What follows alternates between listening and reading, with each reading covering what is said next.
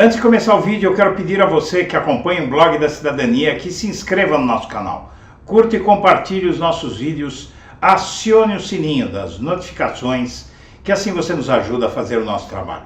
E vamos ao vídeo.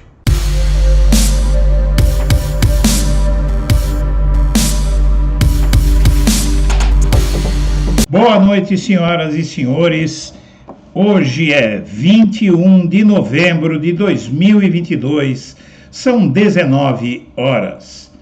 E o G1 informa que o STF encurralou os bolsonaristas, deu uma dura resposta aos bolsonaristas que atacaram os ministros do STF em Nova York. O ministro Alexandre de Moraes determinou e o Itamaraty acaba de cancelar o passaporte de um dos agressores de ministros do STF em Nova York, mas na verdade esse que teve o passaporte cancelado é o chefe da gangue, é o blogueiro bolsonarista foragido Alan dos Santos. Ele mora nos Estados Unidos desde 2020 e foi o autor e o organizador do ataque aos ministros do STF no evento da empresa de João Dória, a Lide, em Nova York. Alan dos Santos mora nos Estados Unidos desde 2020 e já foi alvo de pedido de extradição e é considerado foragido pela justiça brasileira. Sem passaporte válido, ele terá dificuldades para viajar e para acessar serviços no exterior. O Ministério das Relações Exteriores informou hoje, segunda-feira, que cancelou o passaporte do blogueiro bolsonarista Alan dos Santos, que mora atualmente nos Estados Unidos. Em nota, o Itamaraty informou que a providência foi determinada pelo Supremo Tribunal Federal. A decisão do STF foi revelada pelo jornalista Rodrigo Rangel, do site Metrópolis, e confirmada pela TV Globo. O Ministério das Relações Exteriores recebeu ofício do STF determinando o cancelamento do passaporte em questão. O Ministério das Relações Exteriores não comenta casos concretos de cooperação jurídica em andamento, diz o comunicado. Sem passaporte válido, Alan dos Santos terá dificuldades, por exemplo, para deixar o território norte-americano e para dar entrada em processos burocráticos nos Estados Unidos. Se flagrado por autoridades do país, pode inclusive ser deportado para o Brasil. Alan dos Santos é um dos aliados mais próximos da família Bolsonaro e é investigado no Supremo em 2 inquéritos, o que apura divulgação de fake news e ataques a integrantes do Supremo Tribunal Federal, e também o que identificou a atuação de uma milícia digital. O blogueiro é considerado foragido e a justiça brasileira já pediu que Alan dos Santos seja inscrito na lista de procurados internacionais da Interpol. Até o momento, no entanto, o nome dele não consta na lista de difusão vermelha, como é chamada. Em outubro do ano passado, o ministro Alexandre de Moraes determinou sua prisão preventiva e que o Ministério da Justiça iniciasse a extradição. Ao se tornar alvo de operações, Alan dos Santos deixou o Brasil. Ele teria entrado em julho de 2021 nos Estados Unidos com visto de turista vencido desde fevereiro do mesmo ano. O fato é que esse é um duro golpe no sistema de ataques a pessoas públicas que divergem de Bolsonaro, e é um grande ataque que o Alexandre de Moraes, uma grande resposta aos ataques do Alexandre de Moraes, e com certeza vai começar um processo contra outros identificados numa ação que, inclusive, nos Estados Unidos é conhecida como stalking, ou seja, perseguição.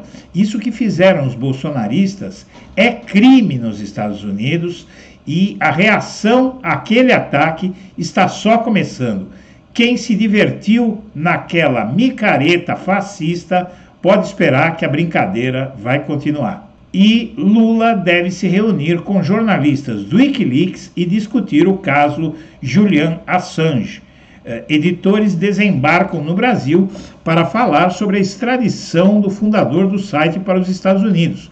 O presidente Luiz Inácio Lula da Silva deve se reunir nesta semana com jornalistas do Wikileaks, site fundado por Julian Assange, que revelou milhares de documentos secretos dos Estados Unidos e de outros países. O encontro, a princípio, está previsto para ocorrer na próxima sexta-feira, dia 25, em São Paulo. O editor-chefe do Wikileaks, Christine Refenson, e o editor Joseph Farrell desembarcarão no Brasil para conversar com movimentos, lideranças políticas e organizações. A defesa da liberdade de Julian Assange e a oposição à sua extradição para os Estados Unidos estarão no centro das negociações. Além da capital paulista, Jefferson e Farrell têm compromissos previstos no Rio de Janeiro e em Brasília. E o teto debatido sobre a PEC da transição é o mínimo possível de José Guimarães. O deputado federal reeleito José Guimarães afirmou hoje, segunda-feira, dia 21 de novembro, que o que foi estabelecido nas conversas iniciais a respeito da proposta de emenda à Constituição é o mínimo possível. A afirmação foi feita a jornalistas após pergunta sobre a possibilidade de o governo eleito aceitar alguma PEC alternativa com impacto fiscal menor do que o sugerido inicialmente. E o novo presidente do Banco Interamericano de Desenvolvimento, o BID, diz que a instituição tem pautas em comum com o futuro governo Lula. Dias antes da eleição, Guido Mantega havia solicitado o adiamento da eleição de Goldfarb. Afirmou que não houve objeção ao seu nome no Brasil e que quer olhar para frente. Eleito no último domingo, o presidente do Banco Interamericano de Desenvolvimento, William Goldfarb, afirmou nesta segunda-feira que a instituição tem pautas em comum com o futuro governo Lula e quer trabalhar em conjunto, apesar de que o PT considera essa indicação uma indicação bolsonarista. Seja como for, o novo presidente demonstra disposição em trabalhar com o novo governo. E o governo Lula poderá gastar 136 bilhões a mais em 2023 sem elevar a despesa. Nelson Barbosa diz que valores em proporção ao PIB garantem que o gasto seja o mesmo que o de 2022, isto é, não haveria expansão fiscal.